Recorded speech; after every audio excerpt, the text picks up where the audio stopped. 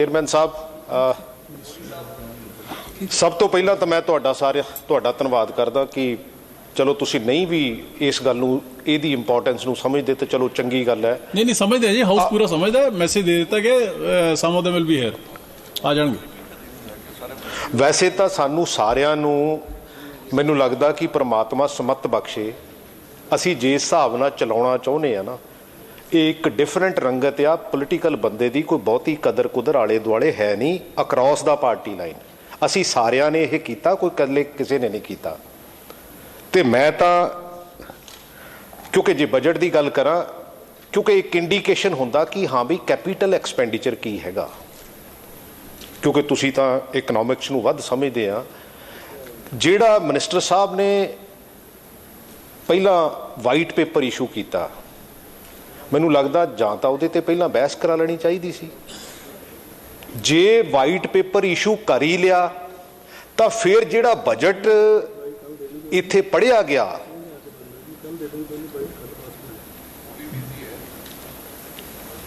जिहड़ा इत्थे बजट पढ़िया गया ते उहदे विच कुछ बदलाव ही लै आउणे सीगे। जे वाइट पेपर के मुताबिक ही कोई बदलाव लै आउंदे, मैं नहीं कहता, क्योंकि पिछले समय दे विच मैं इस गल नाल एग्री करदा कि पुराणियां सरकारां ने बहुत माड़ियां गल्लां कीतियां, पर एट द सेम टाइम ये बजट जिहड़ा एक एक्सल शीट तो इलावा कुछ नहीं है। क्योंकि पिछली बारी 2021-22 दे विच 10,078 करोड़ का कैपीटल एक्सपेंडिचर सीगा, ते जिहड़ा हुण वध के 10,981 8%, उहदे विच 7-8% तां इन्फ्लेशन आ जानी है। तो आपां किहड़े कैपीटल एक्सपेंडिचर की गल करते हैं। और दूसरी गल है, क्योंकि ये तो सिंपल जी गल है भी अर्निंग साडी की है तो साडा एक्सपेंडिचर की है, तो असी होर लोन जिहड़ा वो रेज करन दी गल करते हैं। क्योंकि पिछली बारी 46,083 करोड़ का सीगा ते इस वारी 55,050 करोड़ का आ। सो उहदे विच कोई बदलाव वाली गल जिहड़ी आ वो बिल्कुल दिसी नहीं। क्योंकि वैसे तो जिहड़ी एक्साइज पॉलिसी है अज उहदा हाई कोर्ट ने स्टे भी कर दिता है। क्योंकि जे एक्साइज पॉलिसी इन्नी चंगी सी तो फिर हाई कोर्ट ने उहदा स्टे कर दिता। तुसी तां इनहांसमेंट 40% की गल करदे सी, तुसी तां बेसिकली ईवन 1/3 जिहड़े आ वो ठेके भी नीलाम नहीं कर सके। ये बेसिकली मैं नहीं कहता, मैं दिलों चाहना भी ये सरकार बहुत वधिया काम करे। क्योंकि ये जरूरी नहीं हुंदा कि पंजाब फलाने ने ठीक करना हुंदा, फलाने ने ठीक करना हुंदा। पुरानियां सरकारां ने बहुत माड़े काम कीते आ, पर कई बारी घर दे भाग जिहड़े वो डेढ़ी तो पता लगन लग पैंदे भी घर दे भाग है किहो जिहे आ। और दूसरी गल जिहड़ी हैल्थ की जे मैं गल कर लवां, अपने को लगभग 8,000 इंस्टीट्यूशनस हैगे आ, जिहदे विच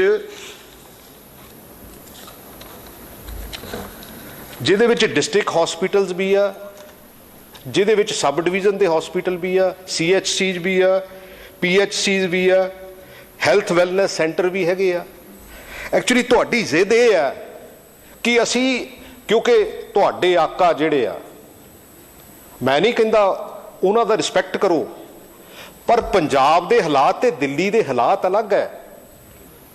पंजाब 52,000 स्केयर किलोमीटर दे विच है, जबकि दिल्ली सिर्फ 1,500 स्केयर किलोमीटर दे विच। उत्थे एकड़ दे विच मेरा ख्याल हज़ारां लोग रहिंदे, हज़ारां फैमिलीज रहिंदियां। वो तो महल्ला क्लीनिक की गल कर लैण, आपां महल्ला क्लीनिक की गल, क्योंकि तुहानूं पता भी तुहाडा एक मॉडल बना लिया, तो उस मॉडल दे विच तुहानूं इस गल लई वजिद रहना पैना। और जिहड़ा तुसीं 21 लाख का फायदा किया कि पेपरलैस बजट लिया के तुसीं अज 42 लाख की उहदी ऐड दित्ती है, उहदी 42 लाख की ऐड दित्ती है। अज मैं नहीं कहता साडा हेल्थ सिस्टम बहुत वधिया, लेकिन डॉक्टर साहब बैठे आ, आपां जिहड़ा हेल्थ सिस्टम ऑलरेडी हैगा उहनूं स्ट्रोंग कर लीए, उहनूं स्ट्रेंथन कर लीए। आपां जरूर महल्ला क्लीनिक, मैं नहीं कहता तुसीं महल्ला क्लीनिक भी बना लो जे बनाउणे आ, क्योंकि कदों बनाओगे 13,000 पिंड है, 117 की प्रोविजन है, 75 तुसीं पहला बनाउणे आ, ते उहदे च की एडी नवीं चौड़ी की गल हैगी आ। सो मेरे ख्याल कि आपां नूं इस गल ते बहुत विजिद नहीं होना चाहिए कि पंजाब की जिहड़ी खास करके जिहड़ा पैसिਆਂ वाली गल हैगी आ उहनूं आपां ठीक पासे नूं तोर लईए। ਆਪਾਂ ਕੋਈ ਕਿਸੇ ਦਾ ਪੁਆਇੰਟ ਸਿਸਟਮ ਠੀਕ ਨਹੀਂ ਕਰਨਾ ਵੀ ਹਾਂਜੀ ਫਲਾਣੇ ਨੇ ਕੀ ਕਹਿਤਾ, ਫਲਾਣੇ ਨੇ ਕੀ ਕਹਿਤਾ। ਮੈਂ ਐਜੂਕੇਸ਼ਨ ਦੀ ਗੱਲ ਕਰਨੀ ਚਾਹੁੰਦਾ ਕਿਉਂਕਿ ਇਹ ਮਹਿਕਮਾ 3 ਮਹੀਨੇ ਮੈਂ ਵੀ ਹੈਂਡਲ ਕੀਤਾ। ਮੈਂ ਜਾਣ ਬੁੱਝ ਕੇ ਲਿਆ ਸੀ। ਬਹੁਤੇ ਬੰਦਿਆਂ ਨੇ ਤਾਂ ਮੈਨੂੰ ਇਹ ਕਿਹਾ ਵੀ ਇਹ ਹੁਣ ਪੰਗੇ 'ਚ ਪੈ ਗਿਆ, ਕਿਉਂਕਿ ਜੇ ਐਜੂਕੇਸ਼ਨ ਨੂੰ ਅਸੀਂ ਠੀਕ ਨਾ ਕਰ ਸਕੇ, ਜੇ ਹਿਊਮਨ ਸੋਰਸਿਸ ਨੂੰ ਅਸੀਂ ਠੀਕ ਨਾ ਕਰ ਸਕੇ ਤੇ ਆਉਣ ਵਾਲਾ ਸਮਾਂ ਜਿਹੜਾ ਸਾਡੇ ਲਈ ਬਹੁਤ ਮਾੜਾ ਹੋਊਗਾ। ਅੱਜ ਸਾਡੇ ਹਿਊਮਨ ਸੋਰਸ ਦਾ ਹਾਲ ਇਹ ਹੈ, ਕਿਉਂਕਿ ਮੈਂ 3 ਮਹੀਨਿਆਂ ਦੇ ਵਿੱਚ ਕਾਫੀ ਸਪੀਕਰ ਸਾਹਿਬ ਕਮੇਟੀਆਂ ਵਗੈਰਾ ਫਾਰਮ ਕੀਤੀਆਂ, ਕਿਉਂਕਿ ਜਿਹੜਾ ਬੱਚਾ ਉਹ ਕਹਿੰਦਾ ਮੇਰੇ ਕੋਲ ਨੌਕਰੀ ਨਹੀਂ ਹੈ, ਲੇਕਿਨ ਜਿਹੜਾ ਇੰਡਸਟਰੀਲਿਸਟ ਆ ਉਹ ਕਹਿੰਦਾ ਵੀ ਮੇਰੇ ਕੋਲ ਬੱਚਾ ਨਹੀਂ ਹੈ ਜਿਹੜਾ ਮੇਰੀ ਇੰਡਸਟਰੀ ਨੂੰ ਅੱਗੇ ਲੈ ਕੇ ਤੁਰ ਸਕੇ। ਇਹਦਾ ਮਤਲਬ ਇਹ ਹੋਇਆ ਕਿ ਸਾਡਾ ਜਿਹੜਾ ਕੈਰੀਕੂਲਮ ਹੈ, ਜਿਹੜੇ ਸਾਡੇ ਕੋਰਸਿਸ ਆ, ਉਹਦੇ ਵਿੱਚ ਕਮੀਆਂ ਪੇਸ਼ੀਆਂ ਹੈਗੀਆਂ, ਉਹਨੂੰ ਰੀਡਿਜ਼ਾਈਨ ਕਰਨ ਦੀ ਜ਼ਰੂਰਤ ਹੈ। ਅੱਜ ਫੋਰਨ ਯੂਨੀਵਰਸਿਟੀਜ਼ ਨੂੰ ਸਾਡੇ ਨਾਲ ਕੋਲੈਬੋਰੇਟ ਕਰਨ ਦੀ ਜ਼ਰੂਰਤ ਹੈ ਤਾਂ ਕਿ ਆਪਾਂ ਬੱਚਿਆਂ ਨੂੰ ਇੱਥੇ ਪੜ੍ਹਾ ਲਈਏ। ਐਕਚੁਅਲੀ ਬਹੁਤ ਕਈ ਵਾਰੀ ਅਸੀਂ ਇਮੋਸ਼ਨਲ ਗੱਲਾਂ ਕਰਨ ਲੱਗ ਪੈਂਦੇ ਹਾਂ ਕਿ ਸਾਡੇ ਬੱਚੇ ਬਾਹਰ ਜਾਣ ਲੱਗ ਪਏ, ਸਾਡੇ ਬੱਚੇ ਬਾਹਰ ਜਾਣ ਲੱਗ ਪਏ। ਬਈ ਦੁਨੀਆ ਅੱਜ ਛੋਟਾ ਜਿਹਾ ਇੱਕ ਗਲੋਬਲ ਵਿਲੇਜ ਬਣ ਗਈ ਆ।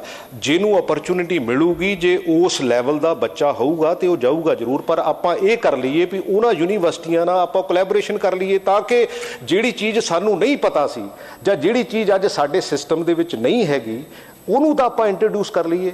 ਔਰ ਦੂਸਰੀ ਗੱਲ, ਮੈਂ ਜੇ ਸਕੂਲਾਂ ਦੀ ਗੱਲ ਕਰ ਲਵਾਂ, ਸਕੂਲਾਂ ਦੇ ਵਿੱਚ ਕਿਉਂਕਿ ਮਾਡਲ ਜਿਹੜਾ ਆ ਉਹ ਤੁਹਾਡੇ ਕੋਲ ਦਿੱਲੀ ਦਾ ਮਾਡਲ ਹੈ, ਤੁਹਾਡੇ ਕੋਲ ਨਹੀਂ ਸਪੀਕਰ ਸਾਹਿਬ, ਤੁਸੀਂ ਤਾਂ ਸਾਂਝੇ ਹੀ ਆ ਸਾਰਿਆਂ ਦੇ। ਸਰਕਾਰ ਕੋਲ ਨਾ ਦਿੱਲੀ ਦਾ ਮਾਡਲ ਹੈ, ਕਿਉਂਕਿ ਤੁਸੀਂ ਵੀ ਇਹਦੇ ਤੇ ਬਹੁਤ ਜ਼ੋਰ ਲਾਇਆ ਕਿ ਹਾਂ ਵੀ ਪੰਜਾਬ ਐਜੂਕੇਸ਼ਨ ਦੇ ਵਿੱਚ 29ਵੇਂ ਨੰਬਰ ਤੇ ਪਹੁੰਚ ਗਿਆ ਜੀ ਪੰਜਾਬ। ਤੁਸੀਂ ਇਹਨਾਂ ਸੀਟਾਂ ਤੇ ਬੈਠੇ ਹੁੰਦੇ ਸੀ, ਤੁਸੀਂ ਬਹੁਤ ਸਪੀਕਰ ਸਾਹਿਬ ਸਭ ਤੋਂ ਵੱਧ ਤੁਹਾਡੀ ਆਵਾਜ਼ ਆਉਂਦੀ ਹੁੰਦੀ ਸੀ ਭਈ ਪੰਜਾਬ 29ਵੇਂ ਨੰਬਰ ਤੇ ਪਹੁੰਚ ਗਿਆ। ਅਮਨ ਜੀ ਠੀਕ ਹੈ ਇਹ ਗੱਲ ਠੀਕ ਹੈ, ਤੁਸੀਂ ਕਹਿ ਦਿਓ ਵੀ ਇਹ ਗੱਲ ਠੀਕ ਹੈ ਕਿ ਨਹੀਂ ਠੀਕ। ਔਰ ਉਹਦੇ ਤੋਂ ਬਾਅਦ ਜਦੋਂ 2017-18 ਦੇ ਵਿੱਚ ਅਸੀਂ ਪਿੱਛੇ ਸੀ ਤੇ ਦਿੱਲੀ ਅੱਗੇ ਸੀ, ਉਦੋਂ ਤੁਸੀਂ ਇਹ ਬਹੁਤ ਰੌਲਾ ਪਾਇਆ ਕਿ ਹਾਂ ਵੀ ਪੰਜਾਬ ਦਾ ਐਜੂਕੇਸ਼ਨ ਸਿਸਟਮ ਤਾਂ ਬਹਿ ਗਿਆ, ਪੰਜਾਬ ਦਾ ਐਜੂਕੇਸ਼ਨ ਤਾਂ ਸਿਸਟਮ ਬਹਿ ਗਿਆ। ਪਰ 2020 ਦੇ ਵਿੱਚ ਮੇਰੇ ਕੋਲ ਰਿਪੋਰਟ ਹੈ ਸਪੀਕਰ ਸਾਹਿਬ, 2020 ਦੇ ਵਿੱਚ, ਔਰ ਉਦੋਂ ਜਦੋਂ ਤੁਸੀਂ ਫਸਟ ਆਏ ਸੀ ਨਾ, ਮੈਂ ਤੁਸੀਂ ਇਸ ਕਰਕੇ ਕਹਿੰਦਾ ਵੀ ਤੁਸੀਂ ਦਿੱਲੀ ਨੂੰ ਤਾਂ ਅੱਗੇ ਹੀ ਰੱਖਣਾ ਚਾਹੁੰਦੇ ਆ, ਤੁਹਾਡੀ ਮਾਨਸਿਕਤਾ ਦੇ ਵਿੱਚ ਕਿਤੇ ਨਾ ਕਿਤੇ ਪ੍ਰੋਬਲਮ ਆ ਗਈ। ਆਪਾਂ ਉਸ ਮਾਨਸਿਕਤਾ ਤੋਂ ਉੱਭਰ ਆਈਏ ਯਾਰ। ਇੱਥੇ ਵੀ ਪ੍ਰੋਬਲਮ ਆਈ ਸੀ, ਇਹਨਾਂ ਸੀਟਾਂ ਤੇ ਵੀ ਆਈ ਸੀ, ਕਾਂਗਰਸ ਦੇ ਵਿੱਚ ਵੀ ਆਈ ਸੀ। ਜਦੋਂ ਦਿੱਲੀ ਦੀ ਗੱਲ ਆਉਂਦੀ ਹੈ ਨਾ ਤੇ ਪਤਾ ਨਹੀਂ ਮਿਆਉਂ ਮਿਆਉਂ ਕਰਨ ਲੱਗ ਪੈਂਦੇ। ਕਿਤੇ ਘਰੇ ਜਾ ਕੇ ਸੋਚ ਲਿਓ ਵੀ ਗੱਲ ਠੀਕ ਹੈ ਕਿ ਨਹੀਂ ਠੀਕ। ਐਂਡ ਜਦੋਂ ਦਿੱਲੀ ਪਹਿਲਾਂ ਆਇਆ ਸੀ, ਯਾਰ ਮੈਨੂੰ ਬੋਲ ਲੈਣ ਦਿਓ ਯਾਰ, ਬਾਅਦ ਚ ਕਰ ਲਿਓ, ਟਾਈਮ ਹੋ ਗਿਆ, ਇਹਨਾਂ ਨੂੰ ਕੰਪਲੀਟ ਕਰ ਲੈਣ ਦਿਓ, ਵਾਈਂਡ ਅਪ ਕਰ ਲਓ। ਇਹ ਤੁਹਾਡੇ ਸਸੋਦੀਆ ਜੀ, ਵੈਸੇ ਤਾਂ ਕੱਲ ਮੇਰਾ ਦਿਲ ਕਰਦਾ ਸੀ ਵੀ ਇੱਥੇ ਆਏ ਆ ਵੀ ਮੈਂ ਮਾੜਾ ਜਿਹਾ ਪੁੱਛ ਲਵਾਂ। ਉਹਨਾਂ ਨੇ ਆ ਟਵੀਟ ਕੀਤਾ ਸੀਗਾ ਕਿ it is a matter of pride for Delhi that our government schools have been ranked top in the country in Niti Aayog's NAS report attributing landmark transformation of the government school system in Delhi। ਜਦੋਂ ਤੱਕ ਤੁਹਾਡਾ ਦਿੱਲੀ ਦਾ ਆਇਆ ਅਸੀਂ ਉਹ ਬਿਲਕੁਲ survey ਠੀਕ ਸੀ, ਲੇਕਿਨ ਜਦੋਂ ਪੰਜਾਬ ਪਹਿਲੀ ਆਇਆ, ਇਹ ਨੈਸ ਦੇ ਵਿੱਚ ਵੀ ਆਇਆ ਤੇ ਆਇਆ ਜਿਹੜਾ ਪਰਫਾਰਮੈਂਸ ਗ੍ਰੇਡ ਇੰਡੈਕਸ ਆ ਉਹਦੇ ਵਿੱਚ ਵੀ 20 ਚ ਵੀ ਆਇਆ ਤੇ 21 ਚ ਵੀ ਆਇਆ, ਪਹਿਲੀ ਤੇ ਆਇਆ। ਤੁਹਾਡੇ ਸੀਐਮ ਸਾਹਿਬ ਨੇ ਇੱਥੇ on the floor of the house, and ਮੈਂ I can prove it, on the floor of the house ਕਹਿੰਦੇ ਵੀ ਇਹ ਫੱਜ ਡਾਕੂਮੈਂਟ ਆ, ਇਹ ਬੋਗਸ ਹੈ। ਯਾਰ ਤੁਸੀਂ ਬੇਸਿਕਲੀ ਪੰਜਾਬ ਦੇ ਲੱਖਾਂ ਬੱਚਿਆਂ ਨੇ, ਔਰ CBSE ਨੇ ਕੰਡਕਟ ਕੀਤਾ ਸੀ, ਪੰਜਾਬ ਦੇ ਲੱਖਾਂ। ਡਾਕਟਰ ਜੀਵਨਜੋਤ ਕੌਰ, ਹੋ ਗਿਆ ਸਰ, ਤੁਹਾਨੂੰ 3 ਮਿੰਟ ਵੱਧ ਦੇਤੇ। ਨਹੀਂ, ਇਹ ਸਮੇਂ ਦੀ ਗੱਲ ਹੀ ਹੈ, ਹੋਰ ਕੋਈ ਗੱਲ ਨਹੀਂ। ਇਹ ਸਮੇਂ ਦੀ ਗੱਲ ਹੈ। ਇਹਨਾਂ ਨੂੰ ਵਾਈਂਡ ਅਪ ਕਰਨਾ ਤੇ 3 ਮਿੰਟ ਵੱਧ ਦੇਤੇ। ਕਰੋ ਜੀ, ਬੋਲੋ। ਤੁਸੀਂ ਤਾਂ ਇਸ ਗੱਲ ਨੂੰ ਓਨ ਵੀ ਨਹੀਂ ਕਰਦੇ। ਤੁਹਾਡੇ ਐਜੂਕੇਸ਼ਨ ਮਿਨਿਸਟਰ, ਮੈਂ ਫੋਨ ਕਰਕੇ ਕਿਹਾ, ਮੈਂ ਕਿਹਾ ਆਪਣੇ ਬੱਚੇ ਇੱਕ ਨੰਬਰ ਤੇ ਆਏ ਆ, ਤੁਸੀਂ ਤਾਂ ਪੰਜਾਬ ਨੂੰ ਓਨ ਕਰਨ ਦੀ ਵੀ ਗੱਲ ਨਹੀਂ ਕਰਦੇ। ਤੁਸੀਂ ਤਾਂ ਇਹ ਕਹਿੰਦੇ ਆ ਵੀ ਜਿਹੜੇ ਹੁਣ 6ਵੇਂ ਨੰਬਰ ਤੇ ਆ, ਇਹ ਪਹਿਲੇ ਨੰਬਰ ਵਾਲਾ ਬੱਚਾ 6ਵੇਂ ਨੰਬਰ ਕੋਲ ਜਾ ਕੇ ਪੜ੍ਹਨ ਆਵੇ। ਕੁਛ ਤਾਂ ਮਾੜਾ ਮੋਟਾ ਕਿਤੇ ਜਾ ਕੇ ਅਮਨ ਜੀ ਘਰੇ ਬਹਿ ਕੇ ਭਾਵੇਂ ਜਦੋਂ ਰਾਤ ਨੂੰ ਸੌਣ ਲੱਗੇ ਉਦੋਂ ਹੀ ਸੋਚ ਲਿਓ, ਇੰਨਾ ਨਾ ਦਿੱਲੀ ਠੀਕ ਹੈ ਦੇ ਜੀ। ਥੱਲੇ ਲੱਗੋ। ਮੈਂ ਤਾਂ ਛੋਟੀ ਦਿੱਲੀ ਦੀ ਗੱਲ ਕਰਦਾ ਸੀ, ਇਦਾਂ ਦਾ ਨਾ ਕੰਮ ਕਰੋ। Thank you doctor Jeevanjot Kaur. Aman ji ਹੁਣ ਮੈਂ ਇੱਕ ਜਵਾਬ ਦੇਦਾ। ਅਮਨ ਜੀ ਦੇਖੋ ਸਰ, ਪ੍ਰਗਟ ਸਿੰਘ ਜੀ ਮੇਰੇ ਬੜੇ ਸਤਿਕਾਰਯੋਗ ਨੇ, ਬੜੇ ਲਰਨਡ ਬੰਦੇ ਨੇ। ਮੈਂ ਸਿਰਫ ਔਰ ਸਿਰਫ ਇੰਨੀ ਬੇਨਤੀ ਕਰਨੀ ਚਾਹੁੰਦਾ ਕਿ ਇਹ ਰਿਪੋਰਟਾਂ ਦੇ ਕੌਣ ਅੱਗੇ ਤੇ ਪਹਿਲੇ ਤੇ ਹੈ, ਕੌਣ 6ਵੇਂ ਤੇ ਹੈ, ਆਪਾਂ ਇਹਦੀ ਡਿਟੇਲ ਦੇ ਵਿੱਚ ਜਾਣ ਨਾਲੋਂ ਨਾ ਜੀ, ਜੇ ਆਪਾਂ ਗਰਾਊਂਡ ਦੇ ਉੱਪਰ ਦੇਖ ਲਈਏ। ਪ੍ਰਗਟ ਜੀ ਮੈਂ ਤੁਹਾਡੇ ਤੋਂ ਪੁੱਛਣਾ ਚਾਹੁੰਦਾ ਕਿ ਆਪਾਂ ਜਿੱਥੇ ਬੈਠੇ ਆ, ਚਾਹੇ ਤੁਸੀਂ ਹੋ, ਚਾਹੇ ਅਸੀਂ ਆ, ਚਾਹੇ ਇੱਧਰ, ਆਪਣੇ ਵਿੱਚੋਂ ਪੰਜਾਬ ਦੇ ਸਰਕਾਰੀ ਸਕੂਲਾਂ 'ਚ ਕਿਹਨੇ ਆਪਦਾ ਬੱਚਾ ਪੜ੍ਹਾਇਆ ਹੈ?